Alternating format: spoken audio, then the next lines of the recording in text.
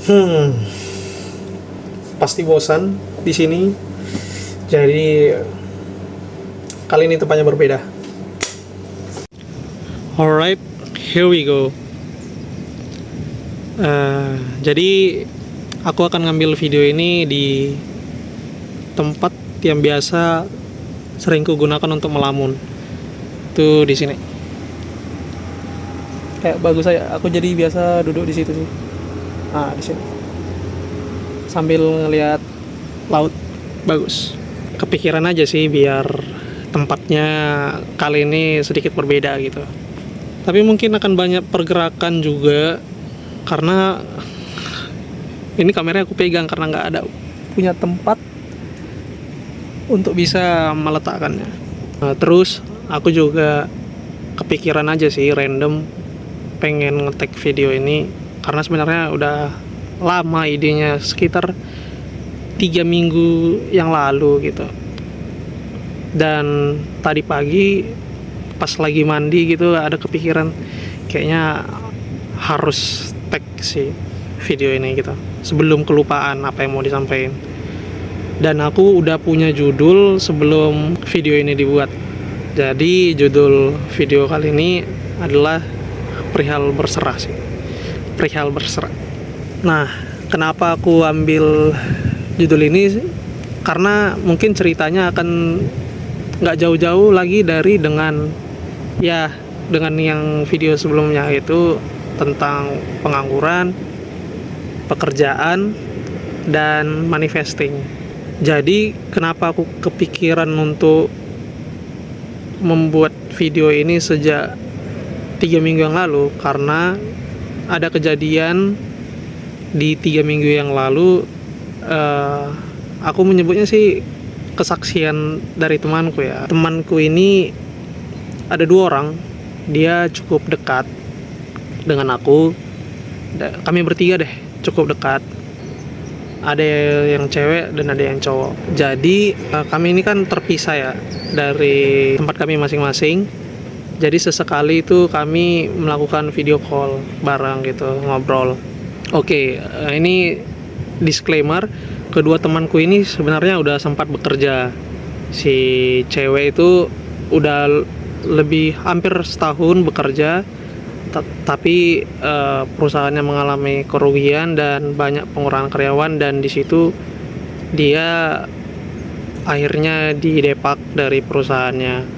Kemudian juga temanku ini sempat kerja kayak hampir baru sebulan, cuman dia menemukan kondisi di lingkungan pekerjaannya yang kayak kurang suportif atau toksik gitu, dan membuat diri dia tidak nyaman di tempat kerja. Jadi dia memutuskan untuk tidak lanjut di situ dan lebih memilih untuk menjadi pengangguran dahulu sambil menyari-nyari. Nah, karena mendengar kondisi gitu kan, apalagi temanku yang cewek itu baru aja selesai didepak, jadi kami kayak memutuskan ngobrol lah untuk mungkin sebenarnya untuk saling tahu kabar dan juga saling menguatkan.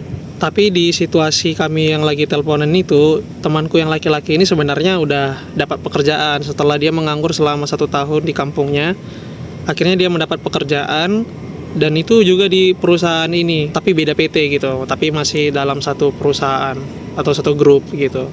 Jadi kami ya saling berbagi kabar lah gitu kan. Tapi di akhir pembicaraannya mulai jadi serius ketika temanku yang laki-laki ini menceritakan kayak mana momen dia mendapat pekerjaan gitu.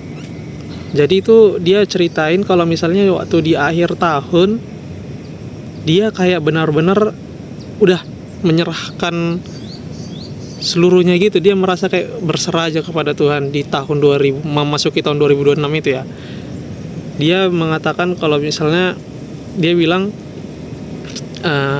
kalau misalnya di tahun 2026 ini dia nggak dapat pekerjaan, dia berdamai untuk bekerja di kampung.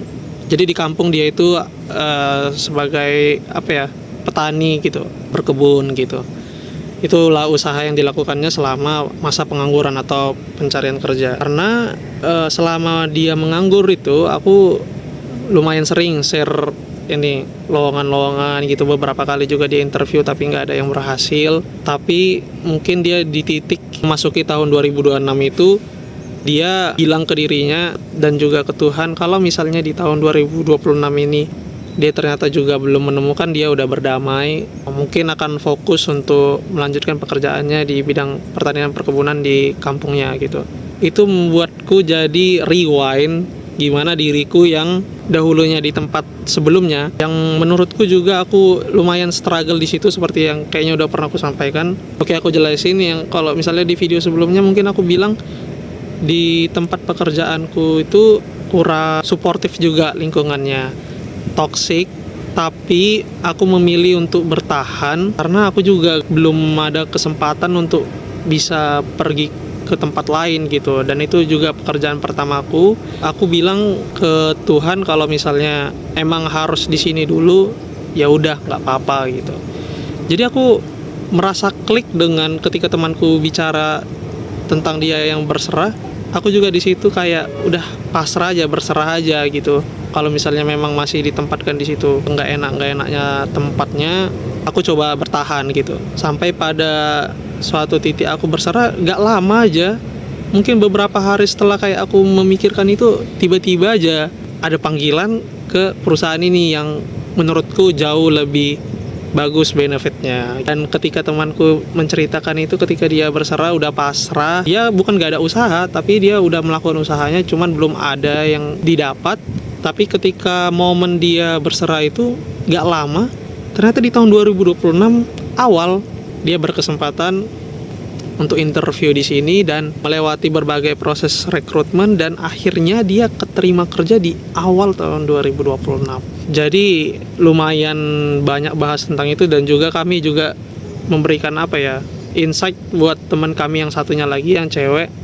Mungkin ada momen ketika kita terlalu mengandalkan diri sendiri aja gitu. Coba deh lebih ke kita pasrah aja, berserah gitu. Tapi kita memang harus benar-benar ada usaha dari kita ya. Kita nggak bilang juga kalau misalnya Tuhan itu bakal ngasih tanpa kita usaha gitu. Jadi kita benar-benar melakukan usaha kita sendiri, ya selanjutnya itu udah urusan Tuhan aja gitu. Karena itu benar-benar, kalau kami menyebutnya sih, itu plot twistnya Tuhan. Kita benar-benar nggak tahu sih cara pekerjaannya. Mungkin itu sih yang mau aku sampaikan sebenarnya gitu. Ada momen-momen ketika kita berserah penuh kepadanya, di saat itulah kita dikasih gitu. Di saat kita tidak mengandalkan diri kita sendiri lagi, tapi juga ikut mengandalkan campur tangannya, di momen itu mungkin kita bisa kenal pekerjaan Allah. Sorry kalau misalnya aku bawa agak kekristenan, karena itu sebenarnya iman yang masih ku pegang, iman yang ku percaya juga.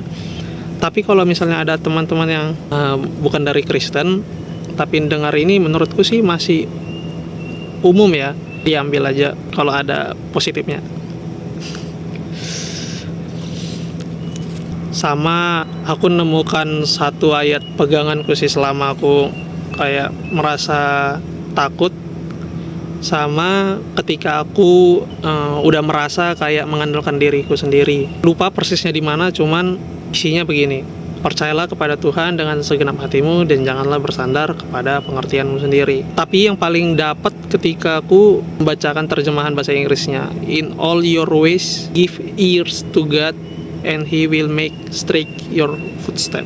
Jadi poin yang ku garis bawain itu give ears to God. Jadi kayak kita disuruh dengar ke Tuhan atau memberikan perhatian kita ke Tuhan gitu, atau dengan kata lain benar-benar menginginkan Tuhan campur tangan terhadap masalah kita, sehingga dia akan meluruskan jalan kita gitu.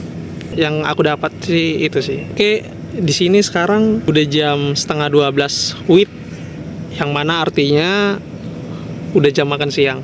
Aku belum sarapan dan belum makan siang karena tadi lumayan kesiangan bangunnya, sama mau belanja lagi nanti. Bagus ya tempat ini ya. Jadi itu aja yang mau aku sampaikan. Semoga buat teman-teman pengangguran, coba deh, kadang ada hal-hal yang kayaknya masih kita pegang terlalu kuat. Kita udah melakukan usaha tapi mungkin belum menemukan jawabannya, coba lihat lagi, kita udah andelin yang maha kuasa nggak di situ. Mungkin itu aja. Shalom.